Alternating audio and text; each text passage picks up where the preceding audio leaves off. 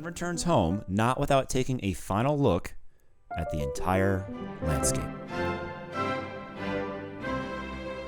Alright, so how does Beethoven achieve this with music? The first step is to use a technique called modalization, which is simply taking your motive and shifting the notes by embedding them into another harmonic progression. The motive, as we said before, is embedded in a single one chord, the C major chord. So if we want to modalize it to the 2 chord, we simply have to shift the notes to a single D minor chord. And this is the result. Notice how the note's functionality remains constant. Sol, Ti, Do in D minor is A, C sharp, D. A mediocre composer would now modalize the motive to the 5-7, G7 in our case, like this. And maybe the first approach Beethoven took was something like that. But a crucial aspect of Beethoven's methodology was constructing these disparate chunks and then developing transitions which will reinform these initial elements later on. This allowed him to reconsider and improve their development. Another important goal Beethoven wants to achieve here is developing the dominant region story or character so that it conforms with the idea, repetition, variation, trinity structure. So right away, this section of the theme should be not only longer, but also include a conclusive extension. So a priori, we know this section will be longer. The extended conclusion will be somewhat determined by this final look at the entire map. This is easily achieved in any tonal piece by using the standard take a final look technique used by almost all composers in the classical period, which is the progression 1-4-1-6-4-5-1. And Beethoven does not shy away from it. He knows how effective this progression is. You'll find this cadential 6-4 after the 4 preceding a perfect authentic cadence in every tonal piece during the classical period. There it is. And that's how Beethoven ends the first statement of theme A. Now it's time to develop the transitions that will connect these disparate phrases. So now we have the idea in the tonic region, and then the idea in the subdominant region. Beethoven knows he needs to develop a transition that will connect them. There are, of course, infinite ways and approaches to write this transition. Some of the questions we could ask ourselves are, do I want to make it obvious, or somehow hide them, creating a seamless transformation from point A to point B? Or do we extend the first idea, or introduce a new element? There are countless possibilities.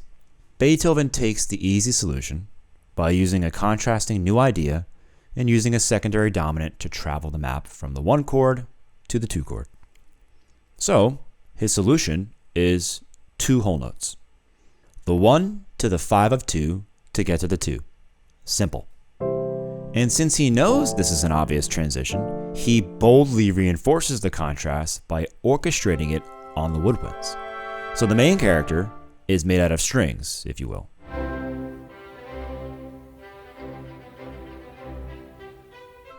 The transition is like a transportation vehicle made out of woodwinds, which takes the character from the tonic to the subdominant through a secondary dominant.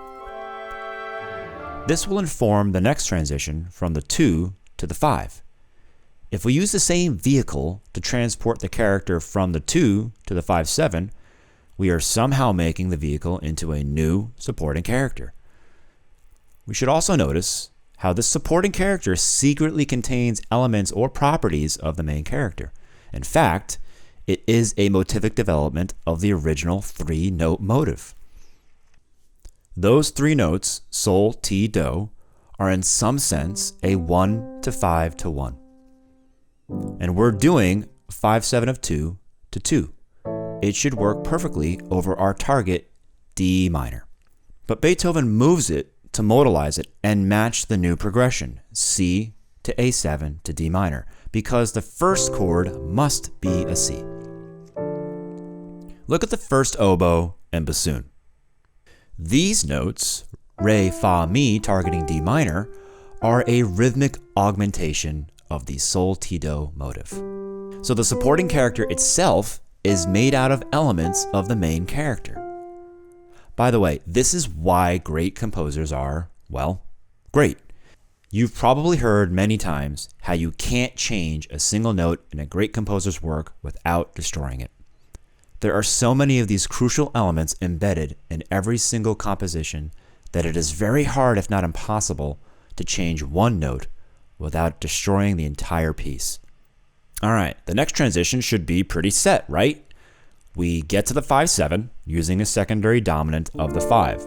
That should work. 2 to 5/7 of 5 to 5. That's D minor to D7 to G7. But Beethoven doesn't do that.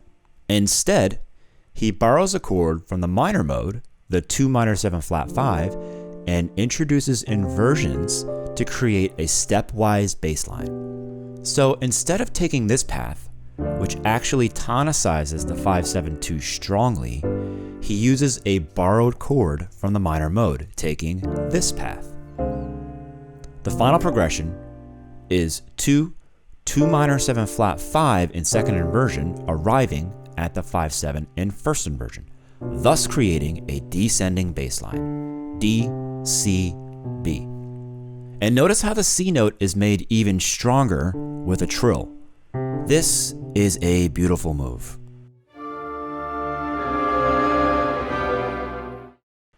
But it doesn't end here.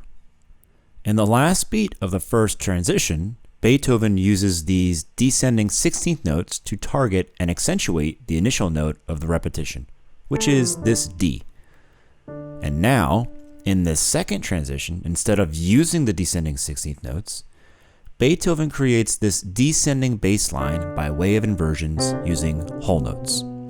This gives us C, D, and B, which is actually a development of the previous descending 16th notes. And with this information, we can now see another reason why Beethoven might have introduced the trill on this C. This very well may have been a rhythmic reference to the previous 16th note line that was used to highlight the target. As a matter of fact, these 4 30-second notes that occurred previously at the end of the opening are without a doubt a consequence of this same 16th note line. Beethoven is writing backwards here, retroactively referencing something in his music that occurs later on.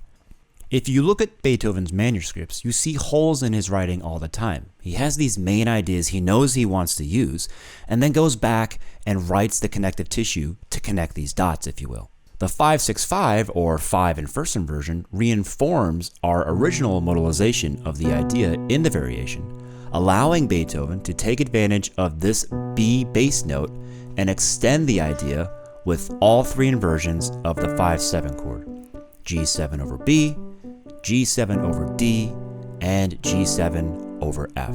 Beethoven then finally resolves it to the 1 and then adds the 1/4, 1/6/4, 5/7/1 cadence as we mentioned before.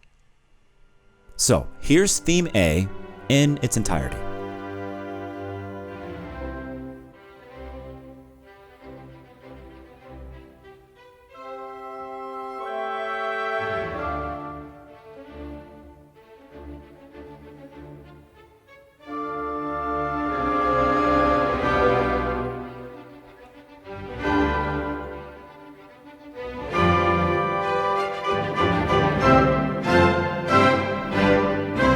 Amazing, isn't it? As are you guys for making it this far into the video. Thanks for watching. I hope this was helpful. As always, remember, you can support our channel by getting any of our books or apps so we can make more videos like this one.